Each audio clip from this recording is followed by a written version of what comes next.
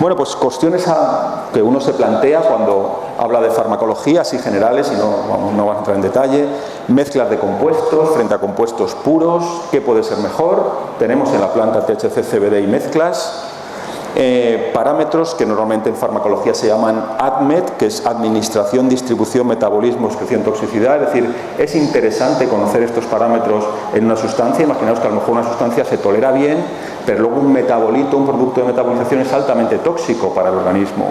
O a veces pasa lo contrario, la planta, el producto en sí mismo no tiene propiedades terapéuticas, pero un metabolito suyo sí que lo tiene. Conocer estas cuestiones ayuda realmente a facilitar la vida del paciente y a buscar vías terapéuticas.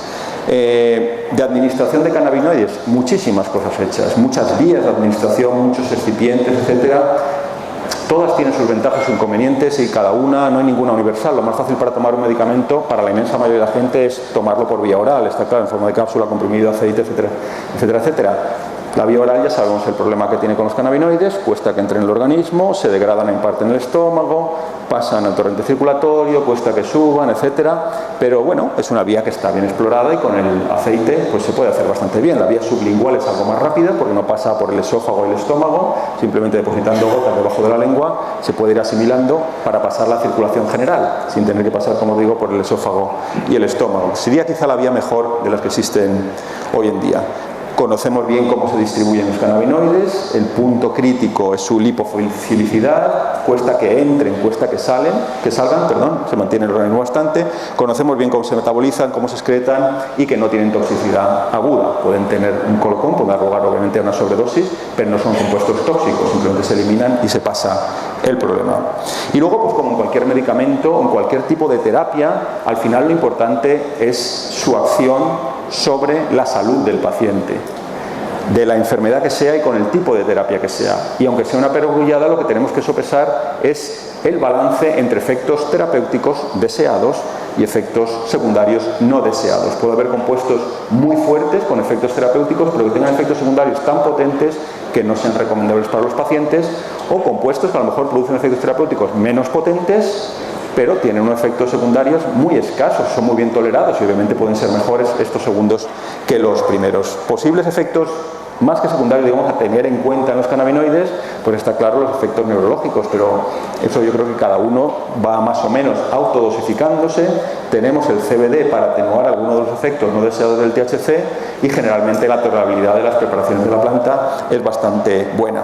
Y en algunos casos pues tenemos los efectos cardiovasculares que no suelen ser muy frecuentes, pero sí conviene que los pacientes que tengan algún problema cardiovascular por lo menos los tengan en mente. Como he dicho antes, lo que hacen, entre otras muchas cosas, los cannabinoides de la planta en el sistema circulatorio es aumentar el diámetro de los vasos y por tanto bajar la presión sanguínea, con lo cual los órganos, cuando sienten eso, avisan al corazón para que lata más deprisa para enviar más sangre como efecto compensador. Entonces eso es lo que pasa con el cannabis. Si baja mucho la presión, el corazón tiene que empezar a batir, se produce una taquicardia para compensar esa bajada de presión. Y eso es quizá en términos cardiovasculares lo único que al menos, aunque no suele ser muy relevante, pero hay que tener en cuenta. Y sobre esto, ¿qué hay de terapia? Pues muchas cosas. Podríamos estar hablando mucho tiempo, pero simplemente para resumir, os pongo aquí las propiedades que yo creo que están mejor establecidas, incluso en algunos casos, simplemente por si le interesa, hay medicamentos oficiales ya aprobados, o sea que ya ha habido la aceptación, incluso por parte de una comunidad que normalmente reacia a este tipo de compuestos. Y tenemos obviamente, y ya los hemos mencionado algunos efectos, el efecto inhibidor de las náuseas y los vómitos en pacientes con quimioterapia, la estimulación del apetito en pacientes que tengan una pérdida crónica de apetito y una pérdida masiva de peso, como puede ser el estado que llamamos de caquexia, asociado al cáncer, al SIDA, etcétera. Las propiedades obviamente analgésicas, sobre todo yo destacaría el dolor neuropático, el dolor que afecta a los nervios, para lo cual no hay absolutamente nada hoy en día en el mercado, y el dolor oncológico, el dolor asociado al cáncer, los espasmos y otros trastornos del movimiento que hemos comentado antes, tics, temblores, etcétera, que pueden estar asociados a enfermedades neurodegenerativas, y el proceso de convulsiones en casos de epilepsia, de momento aprobado ya, incluso aceptado ya ante la evidencia clarísima el efecto del CBD en algunos síndromes epilépticos pediátricos, pero en general el CBD es un anticonvulsivante muy potente, muy seguro, que puede atenuar muchos tipos de epilepsia, no solo pediátricas, sino también en adultos. En esencia, ¿cuáles son los pacientes que en general hoy en día, a través de los clubs, de las asociaciones, o como sea, se pueden o se suelen beneficiar de este tipo de compuestos? Digamos que la gama sería más amplia, pero sobre todo son pacientes de cáncer, donde los cannabinoides pueden inhibir las náuseas y los vómitos, estimular el apetito, inhibir el dolor, disminuir la ansiedad, mejorar el sueño, etcétera, etcétera. Pacientes de enfermedades neurodegenerativas como la esclerosis múltiple, que transcurre aparte de con dolor neuropático, dolor de los nervios, pues una enfermedad que afecta a las terminales nerviosas, pues inhibe los espasmos, temblores, etcétera. Y luego pacientes con muy distintos tipos de dolor, de cuadros de dolor crónico, muchos tipos de dolor inflamatorio, crónico, de artritis, tipo fibromialgia, distintos tipos de mialgia, de neurastenias, procesos neuromusculares asociados a dolor crónico, son bastante bien tratados con cannabinoides, en este caso sobre todo por el CBD, por el cannabidiol. Y bueno, simplemente como una conclusión así, para resumir, y lo que hoy en día más o menos se acepta en la farmacología de los cannabinoides, en primer lugar, concluir que los cannabinoides son claramente eficaces, y ya lo han demostrado en muchos casos, como medicamentos paliativos en diversas enfermedades. Digamos, la sanación-curación es otro aspecto. Nosotros, como he comentado también antes y creo que sabéis, pues estamos trabajando en el aspecto del cáncer, los cannabinoides como agentes antitumorales. Bueno, si queréis luego hablamos un poco de ellos, tampoco quería hablar por no alargarnos, un poco también por modestia, porque a veces es difícil hablar objetivamente del trabajo de uno, pero bueno, os puedo decir más o menos en el estado en el que estamos y que es por donde podemos tirar en los próximos años, pero bueno, al menos para paliar algunos efectos que producen las enfermedades neurodegenerativas, el cáncer, epilepsia, dolor, etcétera, sí que sin duda son buenos fármacos. Existe, eso también es cierto, algunos fármacos estándar que producen efectos al menos tan potentes como los cannabinoides. Por ejemplo, para tratar la analgesia, obviamente sabéis que hay muchos analgésicos. Para tratar los vómitos hay muchos antieméticos. Para tratar las epilepsias hay muchos anticonvulsivantes. Pero normalmente estos compuestos, aunque tengan efectos tan potentes como los cannabinoides, suelen tener también efectos secundarios, sobre todo a largo plazo, más notorios que los de los cannabinoides. No me meto ya en cuestiones filosóficas, políticas, etcétera, sobre la empresa farmacéutica y demás. O sea, dejando exclusivamente de lado todas esas razones que ya pueden ser suficientes para no utilizar muchos medicamentos, pero simplemente desde un punto de vista de potencia de acción, los fármacos que suelen ser tan potentes como los cannabinoides muchas veces tienen efectos secundarios también mayores que los cannabinoides. En cualquier caso, los cannabinoides, y ya para concluir y para particularizar en distintos tipos de pacientes, pueden ser útiles primero en pacientes que no toleren bien otro tipo de medicamentos, digamos como terapia sustitutiva, o en pacientes que no responden bien a esos medicamentos, que también los hay muchos, también como terapia sustitutiva. Pacientes que no responden bien a estos medicamentos, pero en vez de reemplazar el medicamento con el cannabinoide, añadir el cannabinoide a la terapia convencional. Y esto puede ser útil, por ejemplo, en algunos cuadros de dolor, donde está muy bien establecido ya que si se administra un cannabinoide, si se ingiere cannabis, se puede disminuir de manera muy notoria las dosis de los otros analgésicos, disminuyendo, por tanto, todos sus efectos secundarios. Es decir, a veces las terapias combinadas, aunque son más difíciles de optimizar para los pacientes, nos pueden dar efectos terapéuticos muy buenos. Y por último, una grandísima, para mí la enorme ventaja del cannabis, y creo que todos lo tenéis en mente, es que para de forma general mejorar la calidad de vida de muchos pacientes, los cannabinoides son ideales porque un solo medicamento nos produce la mejora, la relajación de muchos efectos no deseados. Como comentaba antes en cáncer, por ejemplo, únicamente un medicamento, el cannabis, puede proporcionar mejoras en náuseas, vómitos, en dolor, en estimulación del apetito, en el estado mental del paciente, inhibir la depresión, la ansiedad, etcétera, etcétera. Y obviamente, un medicamento barato, un medicamento al alcance de todos, un medicamento que por sí solo puede disparar muchas balas, a veces no muy fuertes, una a una, pero si ponemos todas juntas, realmente tenemos una planta que merece la pena ser tomada muy en serio desde el punto de vista terapéutico. Bueno, pues aquí paro. Muchas gracias por vuestra atención y cualquier pregunta o lo que sea, encantado.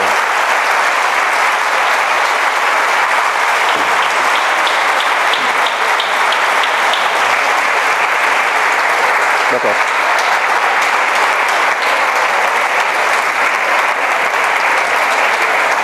Muchas gracias.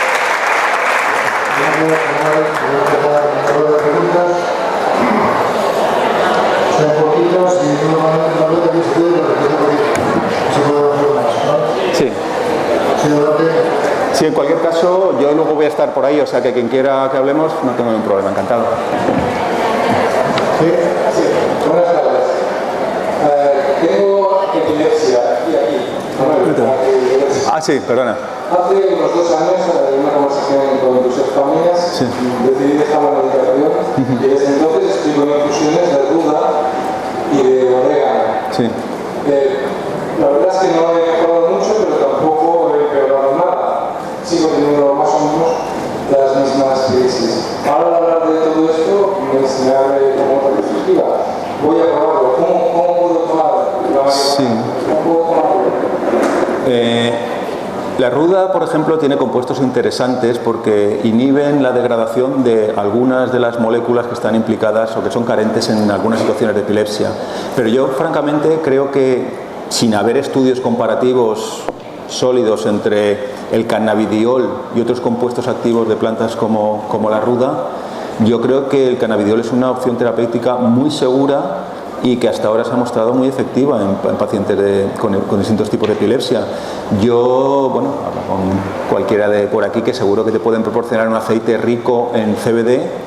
Es una sustancia muy segura, no coloca, por decirlo así en términos coloquiales, no tiene la psicoactividad asociada al THC, con lo cual su tolerabilidad es muy buena. De hecho, no se conocen, eso es raro, no se conocen todavía efectos secundarios asociados al cannabidiol.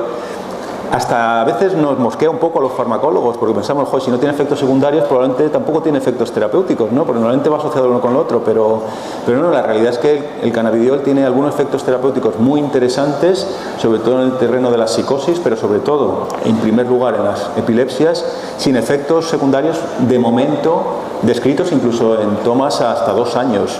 Entonces yo sí que me buscaría un aceite rico en CBD, en cannabidiol, y empezaría tomando una cantidad aproximada de 20 miligramos al día. Hay casos de niños que toman hasta 200 al día, pero yo creo que es un poco elevado. Lo puedes ir subiendo, viendo cómo te sienta, y creo que dosis de hasta 60-80 miligramos al día de cannabidiol son bien toleradas por el organismo. ¿Y esto lo comercializa? ¿El qué? ¿Y esto lo comercializa Bamis o No, lo regalamos. Sabes que quieres pagar una botada, paga. Pero esto es para la dulce revolución. Y lo que hacemos es, en la propia dulce revolución, en la pestaña de recomendaciones, cómo hacerte tu propio aceite, cómo hacerte tu propia tintura, cómo hacerte tu propia microdosis. Porque tenemos sorpresas de personas que les da miedo de utilizar los aceites y las tinturas, y con microdosis, que es prácticamente un producto homeopático que nos podemos hacer nosotros a través de la tintura, también hay resultados. Y sobre todo porque la microdosis casi siempre se hace sublingual, lo que decía antes Manuel, que es más fácil, pasa más rápido los torrentes sanguíneos. Por tanto, utiliza cualquier cosa, pero por favor, si no, ahora nos han requisado todas las plantas, hay compañeros que la están haciendo por la dulce revolución, que nos la están llevando para ir siguiendo, haciendo los aceites y las tinturas, hasta que bajarán también a requisar las tinturas, los aceites, supongo, que bajen, ya está. Por eso que, así como con la stevia decían que era ilegal, que la cultivabas, tiene que pasar lo mismo con la marihuana. Una marihuana no es delito. Y una marihuana tienes para años, si la haces buena. Y te haces tus tinturas. Tu tintura dura años. Tus propiedades, el aceite, si lo haces en maceración de 2 meses, también dura años una vez hecha. ¿Qué dosis? Mira, empieza con 2 gotas. No te coloca 4, no te coloca 6, no te coloca 8. Uy, me ha colocado bajo 6, esta es tu dosis, ya está. Así de sencillo. Porque no sirve dosis para todo el mundo. Mi mujer se toma 5 gotas por la noche para la coma, 5 mañana, 5 mediodía. Y una noche se me ocurre tomar 5 gotas por primera vez, que no lo había tomado nunca, para unos dolores cervicales y vaya noche que pasé. Me movía con lentitud, parecía que iba a cámara lenta. Veía el agua del grifo que caía lenta también. No sabía lo que era, pensaba que tendría pues, pasé una angina de pecho hace unos años. Estaba espantado, si despierto mi mujer me lleva a urgencias, si le llevamos a urgencias ya estaba aterrorizado, me van aquí otra vez a enchufar a cables. Pues pasé la noche como pude, pero me duró hasta mediodía. 5 gotas, mi mujer pesa 30 kilos menos. Yo creo que la planta es tan inteligente que a quien la necesita no le coloca. Y yo que, mira, hoy pruebo para eso pequeño de dolor cervicales y me metió un colocón terrible. Una chica con cáncer de esos terribles necesitó 70 gotas para poder dormir después de 15 días de dolor, porque no quería morfina. Y cada día me llamaba, pues que no me hace nada de gotas, pues toma 15, no me hace nada, 20, 30, 40, luego ya subíamos casi de 15 en 15 a 70 gotas, era para colocar un caballo. Esa pobre mujer después de 15 días pudo dormir la primera noche y no sintió dolor. Es una dosis muy relativa, Sí. Muy relativa. Sí, yo querría insistirte en este caso particular porque todo lo que relata Josep está producido esencialmente por el THC. Pero en tu caso busca aceites que sean ricos en CBD, incluso que tengan la menor cantidad posible de THC, porque en el caso de la epilepsia es quizá el único caso donde el THC a veces puede jugar malas pasadas. Entonces tiene que ser una María que no coloque, asumiendo que el colocón de la María lo produce el THC, no porque puede ser hasta muy divertido, tengas una experiencia así, pero en el caso de epilepsia en algunos pacientes puede incluso ser proconvulsivante. Entonces insisto que busques una marihuana rica en CBD y que tenga bajo contenido en THC. Gracias, profesor, por su aportación. Sí, perdona. Muchas gracias por la aportación, profesor. Y quería hacer una pregunta que de alguna manera es como reiterar la que acaba de hacer el compañero presente en la sala, pero tiene alguna variante y por eso se la voy a formular. Vamos a ver, una persona que tiene metástasis de cáncer que ha tomado morfina, quería saber qué dosis, primero si se puede suministrar marihuana, qué dosis a suministrar, qué tipo de si lleva pintura o aceite y, en fin, que me aporte alguna solución al respecto. Muchísimas gracias. Un placer. En principio, bueno, vamos por partes. Primero, hay, digamos, argumentos farmacológicos, si se quiere, para usarlo en ese caso. Yo diría que sí. Primero, si la morfina está dejando de producir efecto, el cannabis podría ser un reemplazante de la morfina. Pero yo creo que en ese caso, y comentaba antes algo parecido en la última diapositiva, sería interesante intentar disminuir la dosis de morfina combinándola con una dosis de cannabis. Es decir, que el cannabis nos ayude a tolerar mejor la morfina y a permitir disminuir los efectos secundarios asociados a la morfina. Sobre esto hay estudios en algunos, claro, cada paciente, como bien ha comentado antes Pamis, es un mundo y no podemos decir dosis precisas así a priori, hay que hacer una autodosificación, pero sí que hay descritos pacientes que han disminuido aproximadamente 10-20 veces sus dosis de morfina combinándola con cannabis, de manera que la morfina a esas dosis sigue teniendo los mismos efectos terapéuticos, pero disminuye de manera radical sus efectos secundarios. Entonces yo te animaría a tantear esa opción, a tantear el ir combinando, disminuir la dosis de morfina y ir combinando con dosis progresivas de cannabis de la manera que se comentaba antes, pues empezando con una gota o con dos, subiendo poco a poco hasta ver cómo la tolera el paciente. Yo creo que ahí sí que vale la pena explorar tanto el papel analgésico del cannabis por sí solo como la potenciación del efecto de la morfina asociada al cannabis. No oigo.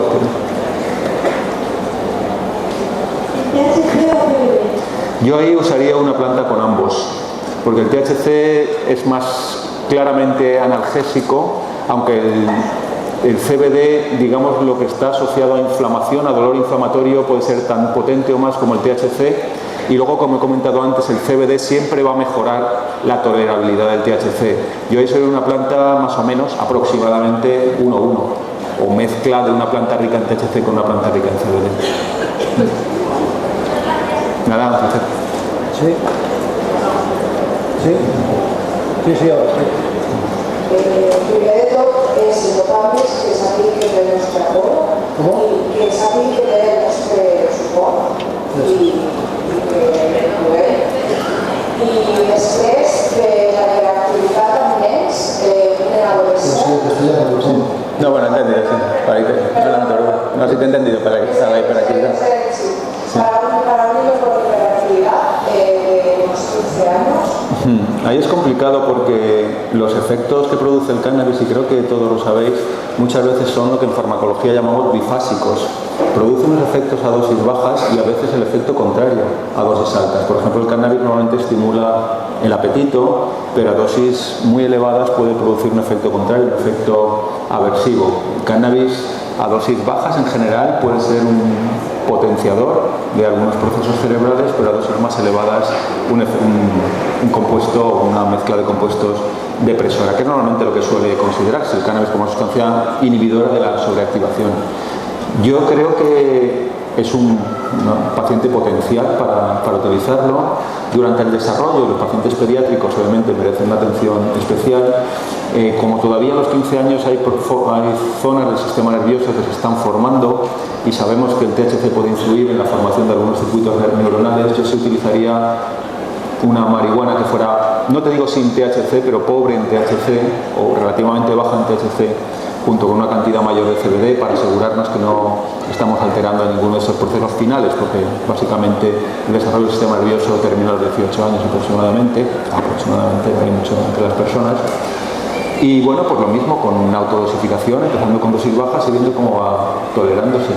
Teóricamente sería un paciente potencial, aunque la hiperactividad tiene una microdosis y dosis pequeñas. Es la dilución de tintura que te puede hacer de marihuana en un potecito pequeño de hidroalcohólico de 15 gotas. Está en la web de dilución, en la pestaña de recomendaciones, y para niños siempre aconsejamos empezar con las microdosis. Incluso pues, niños con tumores cerebrales. Pasa que a veces ya, cuando es muy grave, pasamos a gotitas ya de aceite puro, pero en este caso de hiperactividad con microdosis seguramente sería suficiente y no habría ese problema de exceso de THC o cannabinoides en estado de formación. Y si el niño está tomando medicación, ¿se puede combinar con la medicación? Bueno, no sé qué medicación estará tomando, pero yo es algo que tendría que estudiar más despacio, no sé decirte. En principio hay interacciones, por ejemplo, antes hablamos de la epilepsia, sí que hay interacciones farmacológicas entre los cannabinoides y algunos anticonvulsivantes, también hay con algunos ansiolíticos. Habría que estudiarlo despacio, no te puedo decir así a priori. En teoría, igual que hemos hablado antes, muchas veces los cannabinoides en terapias combinadas funcionan bien. Puedes disminuir muy significativamente la cantidad de otros medicamentos, incluso pasar a retirarlos poco a poco introduciendo el cannabis. Yo lo haría progresivamente en cualquier caso. Iría disminuyendo la terapia poco a poco, sustituyéndola por el cannabis, quizá en un punto intermedio encuentres un buen efecto terapéutico y luego con la idea ideal de ir retirando las otras terapias. Yo no lo haría de golpe, lo haría progresivamente y con cuidado. Mañana a las 3 o a la 1, en la conferencia de Javiera, era un psiquiatra responsable de la Secretaría de Oro, que habla de desmedicalizar completamente todas las enfermedades mentales, incluidas depresión, esquizofrenias y la más llamada enfermedad que es la hiperactividad. Tanto mañana creo que es una oportunidad también un especialista en psiquiatría, que estudia también el tema de la hiperactividad como una enfermedad inventada. Sí, sí. Sí, yo creo que es importante. Lo que ocurre es que muchas veces, si lleva tomando terapia un tiempo, esas terapias normalmente no solo afectan, digamos, a la neurotransmisión a corto plazo, sino que afectan también a lo que llamamos la plasticidad de las sinapsis, de las conexiones cerebrales. Entonces la eliminación, o sea, producen efectos, digamos, más estructurales a largo plazo que no son tan fáciles de revertir inmediatamente. Por eso, quizás, si ya lleva un tiempo tomando terapia, yo creo que es mejor abandonarla progresivamente, no de forma brusca, pero el objetivo final, obviamente, sería idealmente ese, eliminarla. Sí. Sí, ¿de arriba?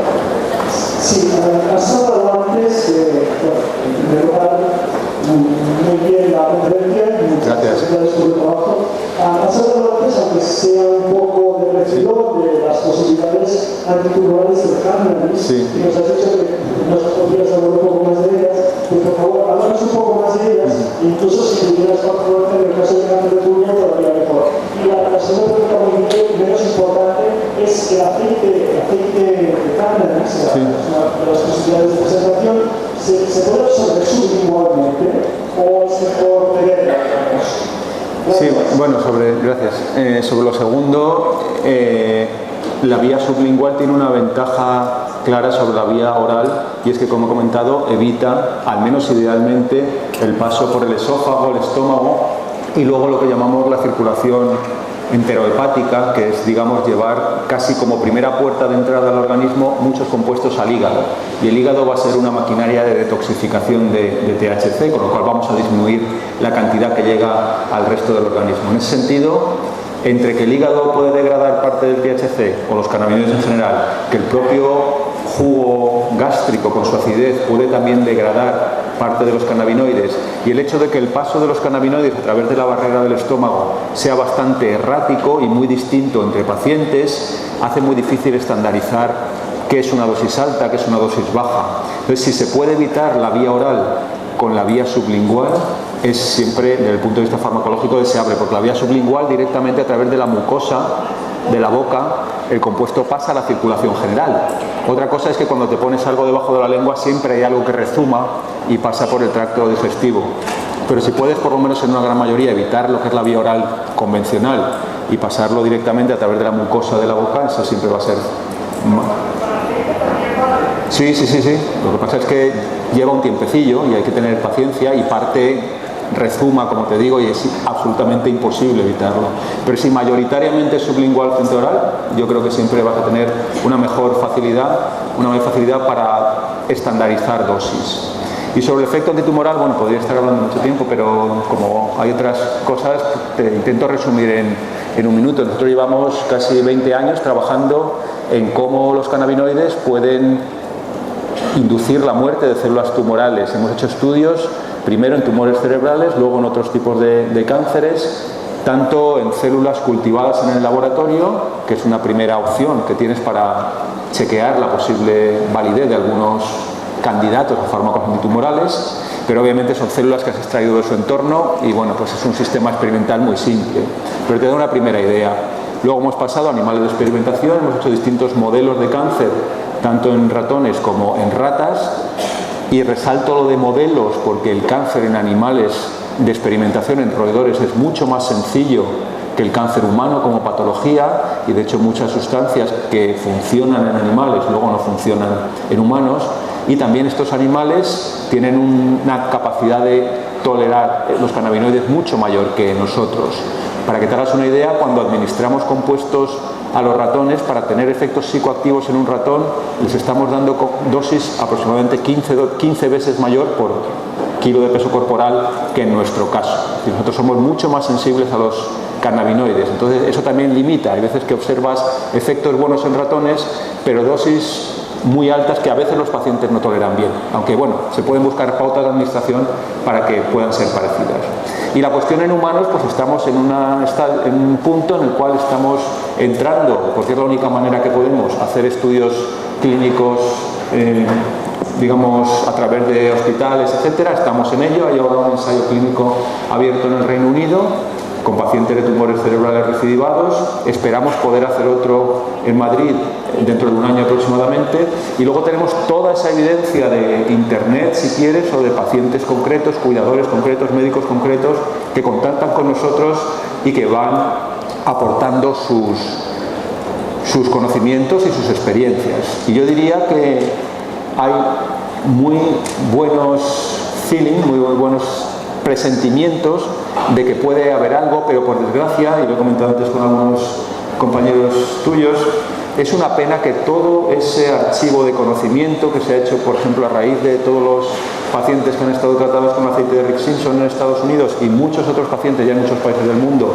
que están siendo tratados, no estén unificados, estudiados, procesados para poder aprender. Porque yo realmente creo que los cannabinoides tienen potencial antitumoral en pacientes, pero también creo que es probable que de los 250 tipos de tumores que tenemos hoy en día tipificados, los cannabinoides no funcionen igual en todos. Habrá algunos que funcionen mejor y otros que funcionen peor.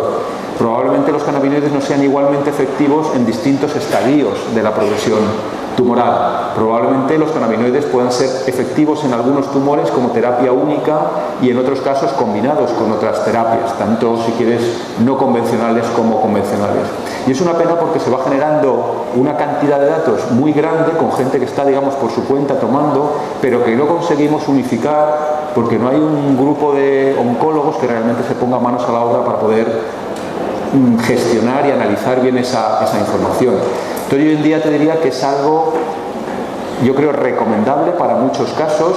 No tenemos ninguna certeza de cuáles pueden ser los efectos, más que por evidencias individuales de otros pacientes, pero creo que, bueno, que hay algo y que en muchos casos realmente podemos tener, si no efectos sanadores, efectos cronificadores de la enfermedad, utilizando cannabis tanto solo como combinado con otras terapias. Ojalá pudiera decir, tenemos la certeza de que puede ser muy efectivo para el tratamiento de tal o cual tipo de tumor, porque hay 200 pacientes que han sido seguidos y se sabe fehacientemente que es así. No tenemos esa evidencia tan sólida todavía, pero sí tenemos muy buenos presentimientos y yo espero y esperanzas de que en los años venideros pueda ser así. Y entre tanto, creo que muchos pacientes se pueden beneficiar de esa posibilidad y se deberían poder beneficiar.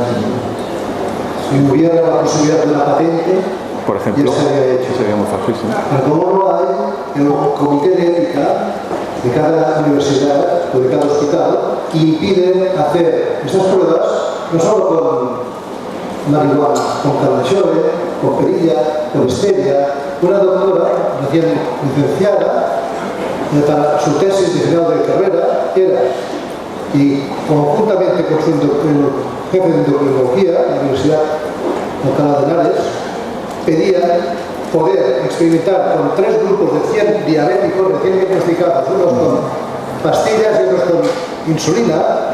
Pedían poder hacer esta investigación con esas 300 personas. Y el comité de ética se reunió y dice, no se lo vais a hacer, porque no se puede hacer. Pero cualquier antidiabético, cualquier antitumoral, químico, agresivo, va a tener el consentimiento de esas mafias que se llaman comités de éticos de universidades y hospitales.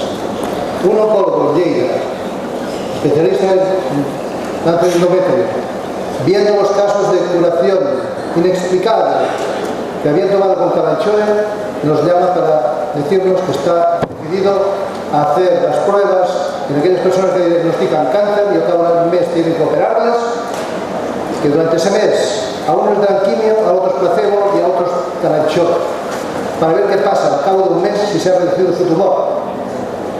Contento de que lo iba a intentar y al cabo de 15 días también nos llama, lo siento mucho, pero el comité de ética me impide probar con algo inofensivo como la Calanchoe y me autoriza a hacerlo con cualquier producto quimioterapia peligroso. Estos son una pandilla de asesinos que gobiernan nuestros gobiernos y que a partir de aquí se van creando instrumentos que dicen que son para nuestro bien, pero que son para evitar la investigación en temas que no van a dar dinero. En esos temas que no van a dar dinero no se permite la investigación.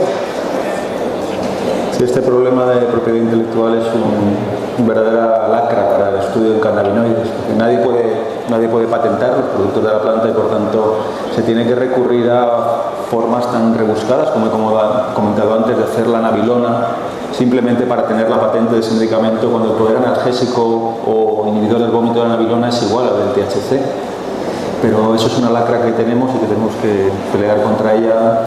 Pues, sí, lo estamos haciendo, pero cuesta bastante.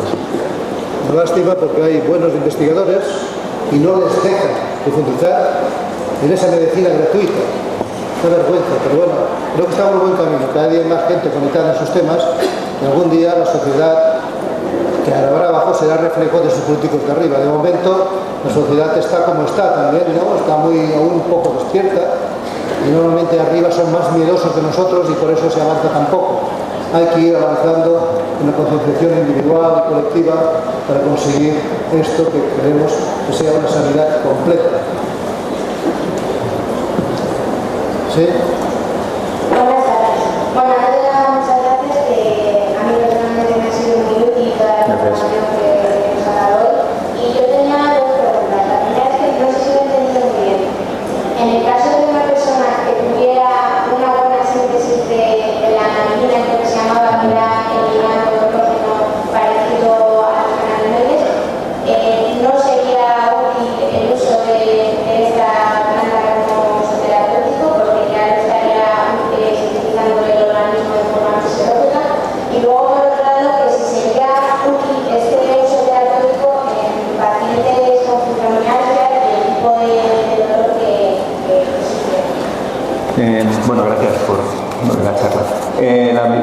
Empezando por lo segundo, sí, fibromialgia, ya hay bastantes estudios, lo he mencionado como uno de los tipos de dolor crónico, donde sí que es una vía terapéutica claramente explorable y que se puede experimentar con bastantes posibilidades de éxito, ¿no? Es uno de los dolores, los cuadros de dolor crónico donde realmente te diría que sí.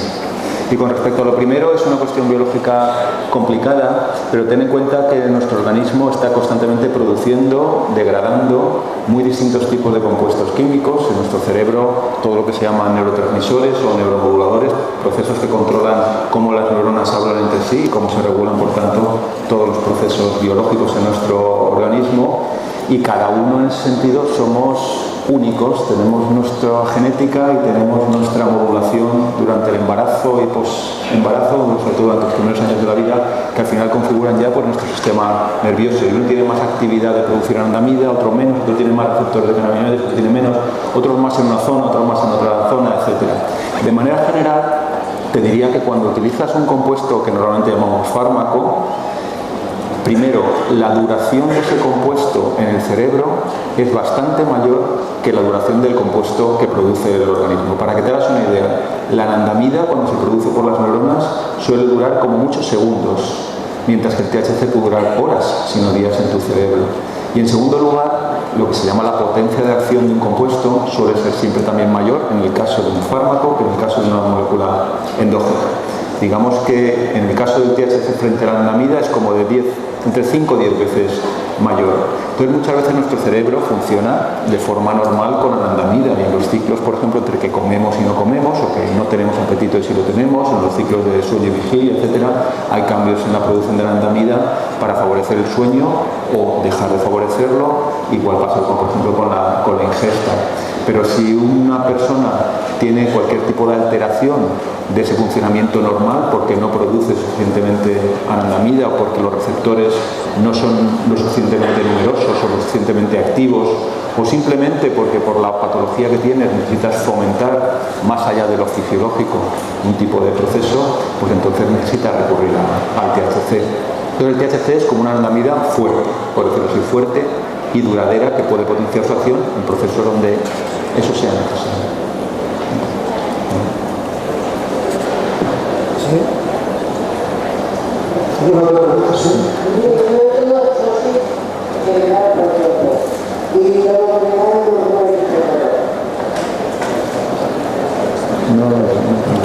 Trozos, ¿no?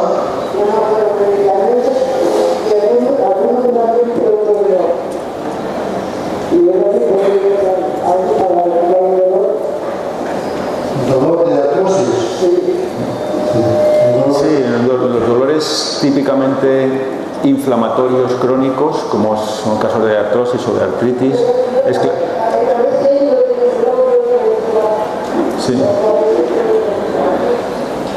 Sí, yo en ese caso, vamos, desde luego es uno de los cuadros de dolor crónico donde más recomendable es el uso de la marihuana. Yo en este caso creo que utilizaría plantas que tienen una alta cantidad de CBD, quizá con un poco de THC también, pero creo que al menos combinar los dos puede ser interesante y sí que es uno de los cuadros más claros.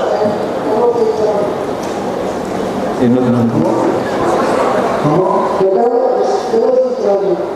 Sintrón. Ah, Bueno, nosotros no sé, no discriminamos lo que lleva Sintrón nosotros. probablemente lo lleve tomando mucho tiempo porque es una medicación crónica. Sí. Yo para el dolor crónico inflamatorio, como es un cuadro de artrosis, sí que creo que puedas, con buenas probabilidades de éxito, probar la marihuana, sobre todo aceites más ricos en cannabidiol, en CBD. Y el caso del Sintrón, yo creo que si lo llevas tomando mucho tiempo, igual que comentaba antes, estas medicaciones producen cambios fisiológicos y estructurales incluso importantes en el organismo. Entonces, si tienes intención de sustituirlo, yo lo haría muy progresivamente y con cuidado. Pero para la cuestión del dolor, claramente, sí. Mira, para artrosis, tomar magnesio si no lo toma. Cloruro que va de magnesio. Con el mismo cloruro que va de magnesio, masajes en las partes más doloridas. Con el aceite de magnesio también masajes localizados en la zona, también funcionan.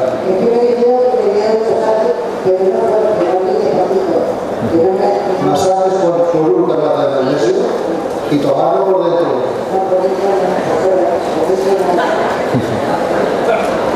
No son soluciones para artrosis satisfactorias. ¿Otra pregunta?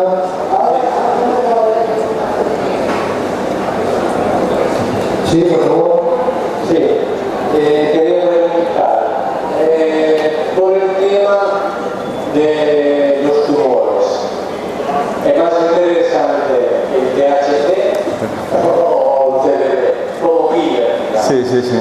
Y luego, como estabas hablando del efecto dilatatorio de los vasos, puede ser interesante ver la hipertensión cortar a un trombo debido a tumores. Y luego, ¿qué impacto ha sobre la fibrosis del hígado? Porque a veces he escuchado también voces Contradictorias. sobre el tema de la fibrosis hepática, digamos, un poco estos. Bueno, resumir esos tres aspectos es difícil, pero vamos a intentar ir al grano todo lo posible. En tumores, yo te diría que en general, en todas las mezclas que hemos hecho de cannabinoides y con los distintos modelos que hemos experimentado en ratones, el THC es el principal componente antitumoral, pero el CBD, aparte de mejorar la tolerabilidad cuando lo tomas combinado del THC y por tanto permitirte ir a dosis de THC mayores con los mismos efectos secundarios, el CBD puede ser interesante en algunos tipos de tumores y ser tan potente. En los modelos de cáncer de mama, por ejemplo, que hemos utilizado, hemos usado varios, el CBD es tan potente como el THC, sino más en algunos casos. Entonces yo creo que tanto por seguridad de que estés, digamos, atacando al tumor, como por mejorar la tolerabilidad, yo recomendaría y siempre recomiendo plantas o preparaciones mezclas de THC y CBD. Los ratios es muy difícil de definir y no tenemos, pero bueno, por lo menos preparaciones altas en THC, pero altas también en CBD. La cuestión de la hipertensión portal y la fibrosis es un campo también muy interesante desde el punto de vista de los cannabinoides y, como sabes, es un aspecto extraordinariamente complejo porque influyen células o estructuras vasculares, estructuras de lo que es el estroma del tejido y luego las propias células hepáticas. Y por ejemplo, en el caso de la fibrosis, lo que decía datos contradictorios es verdad. Hasta ahora lo que se ha demostrado es que el receptor CB1 puede tener un efecto fibrótico, mientras que el receptor CB2 puede tener un efecto antifibrótico, probablemente actuando sobre distintos tipos de células, más los hepatocitos y los mioblastos, el receptor CB1, y más las células tipo macrofágicas, las de Puffer en el hígado, el receptor CB2. Entonces es difícil en ese caso, por lo que sabemos de estudios en animales, recomendar un preparado cannabinoide rico en THC, porque podríamos realmente estar empujando más un proceso u otro. Ahora mismo no creo que pudiera recomendarte el uso del THC, pero el CBD, al menos como fármaco antiinflamatorio, y obviamente la fibrosis es un proceso que al menos como consecuencia y también como causa, al final es un círculo vicioso, la inflamación está claramente intrincada, yo ahí por seguridad recomendaría una preparación más rica en CBD. Por ese, no tenemos conocimiento todavía preciso en humanos para ver si puede más la vía profibrótica CB1 o antifibrótica CB2, entonces un poco peliagudo todavía, pero el CBD sí parece seguro.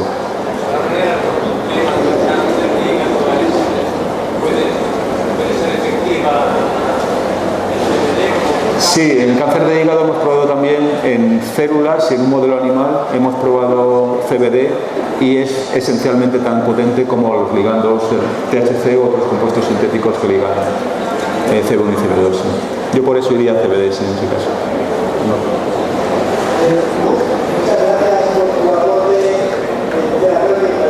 Gracias.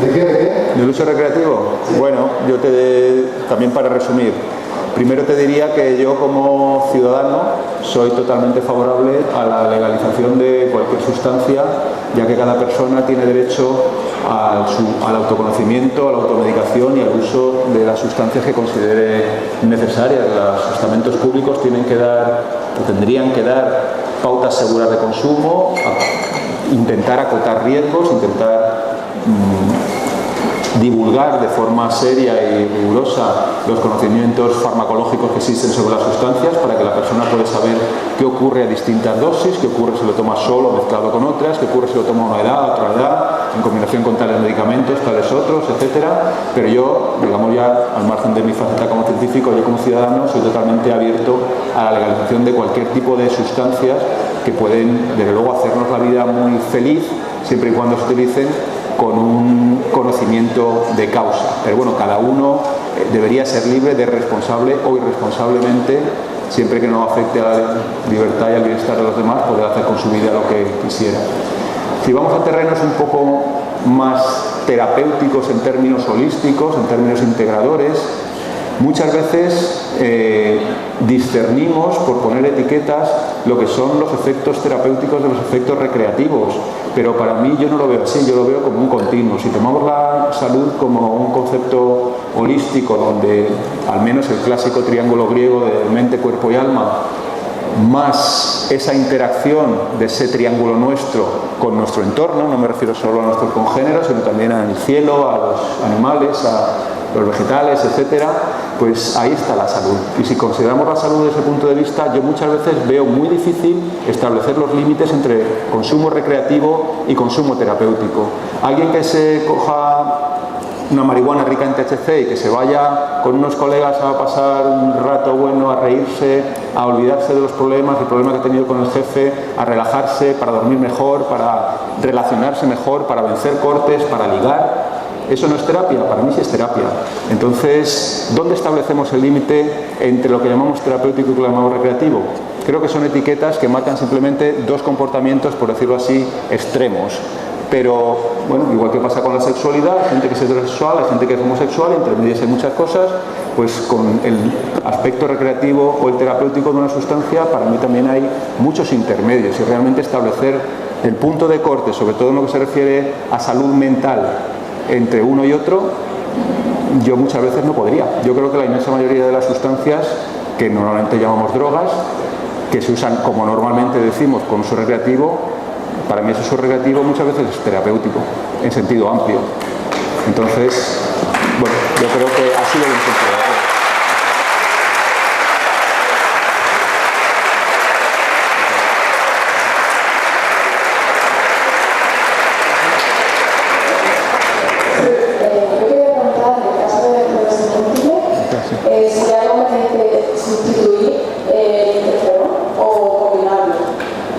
Eso es muy complicado, es complicado realmente.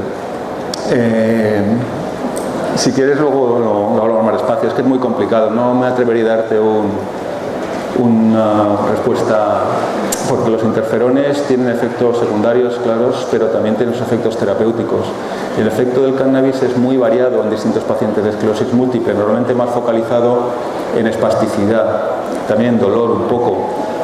Digamos que las balas van dirigidas, la del cannabis y los interferones van dirigidas un poco a procesos diferentes en la enfermedad. También el cannabis es antiinflamatorio, pero digamos que los interferones atacan una de las facetas de la enfermedad, mientras que el cannabis más a los síntomas. Y realmente no existe ningún estudio serio de intentar sustituir los interferones como terapia antiinmune, supresor del sistema inmune por los cannabinoides. Los cannabinoides más se han estudiado y se utilizan más en términos, como creo que sabes, paliativos, sobre todo para espasmos y para dolor neuropático. Es difícil, yo creo que no se deberían, igual que comentaba antes, muchos medicamentos nos producen efectos no solo a corto plazo, sino efectos más profundos en el organismo, de manera que el organismo ya se adapta un poco a ese tipo de fisiología, y romperla completamente de la noche a la mañana puede ser de riesgo. Entonces yo creo que se pueden intentar terapias sustitutorias o combinatorias progresivas, pero es un campo peliagudo y poco conocido todavía. Sí. El próximo ponente puede introducir, lleva PowerPoint, Pedro. ¿No estás por aquí? No está. No se va a dar dos preguntas más porque el próximo ponente tiene que empezar en 10 minutos. Gracias por la extraordinaria charla, sobre todo tan compleja, para que no tuvimos ni idea. Volviendo a la pregunta anterior, y como es normal el tema de la edad, como madre adolescente, el uso recreativo, entre comillas, de la mayoría en un adolescente, ¿hasta qué punto es verdad que es tan peligroso como se dice, ¿no? Un poco siguiendo cuando se cae de las neuronas y no sé qué. ¿Hasta qué edad sería más o menos seguro ese uso? Sí, cuando hablamos de sustancias, drogas, fármacos, da igual, porque todas actúan en el organismo por un mecanismo molecular parecido, todas se unen a receptores y realmente son etiquetas que ponemos a las sustancias, el THC como droga, el THC como fármaco. En inglés, de hecho, existe una sola palabra que es drug, que define a ambas. Y en este caso, pues el THC tiene sus efectos biológicos, y esos efectos biológicos son buenos o malos, no como juicio de valor, obviamente ético, sino como, bueno, deseables o no deseables para el organismo en cada momento. Cualquier sustancia que tenga actividad biológica puede ser buena o mala para la persona en ese momento. Como comentaba antes, si alguien quiere hacer un esfuerzo físico muy rápido y correr 100 metros en 10 segundos, pues obviamente el THC no va a ser bueno, pero si tenemos un tic en un miembro y queremos disminuir el movimiento, pues igual sí que es aceptable. Los adolescentes son una población complicada, sobre todo pues, porque no ya la biología, sino la personalidad dependiente de la biología, del sustrato neurobiológico de la personalidad, pues todavía no está del todo perfilada. Y como comentaba antes, son, yo creo, sí una población más de riesgo, más de precaución, por lo menos. Yo cuando voy a los institutos o a dar charlas sobre el cannabis, obviamente las políticas prohibicionistas no han funcionado, no van a funcionar. Yo esencialmente lo que le digo a los chicos es que se esperen un poco, que tampoco es tanto, que se esperen 2 o 3 añitos y que luego ya empiecen poco a poco a probar con cabeza las cosas, ¿no? El cannabis y otras sustancias. Es cierto que durante esa edad el sistema nervioso es mucho más influible por el cannabis y por otras drogas, no solo en el momento, sino en cuanto a la propia estructura del sistema nervioso. Todavía hay procesos que se están terminando de consolidar en la formación del sistema nervioso y sí que es un riesgo el que el cannabis pueda afectarlos. En esa edad, que además normalmente se consume mezclado con otras sustancias y muchas veces buscando el colocón, es decir, marihuanas muy ricas en THC y muy pobres en CBD, es cierto que hay unos ciertos riesgos sobre la salud mental que debemos tener en la cabeza y que debemos pues, intentar acotar en la medida de lo posible. Por ejemplo, la esquizofrenia es una patología muy compleja de definir y que el cannabis, o el THC en concreto, vamos a hablar en concreto del THC porque el CBD no le pasa. ¿El cannabis es un factor de riesgo para la esquizofrenia? Bueno, no es tan claro, pero que el cannabis es un factor de riesgo para tener una primera psicosis, sí que hay una correlación relativamente buena. Ahora, cuando se dice el cannabis psicosis tal, hay que puntualizar. Cuando uno busca y estratifica las personas que han sido analizadas, se da cuenta que es en la primera franja de edad donde hay mayor riesgo, hasta los 18 años aproximadamente. Cuando uno habla de cannabis, no es lo mismo un cannabis rico en THC y pobre en CBD, como el que suelen consumir los adolescentes, que más balanceado, como el que suele consumirse en términos terapéuticos o por el consumo adulto. No es lo mismo tomar cannabis solo que tomar cannabis mezclado con otras sustancias. No es lo mismo tomar cannabis en dosis bajas que en dosis altas. Todos esos son obviamente factores de riesgo, aparte de los factores de riesgo que pueda tener cada chaval por componentes genéticos o ambientales, ¿no?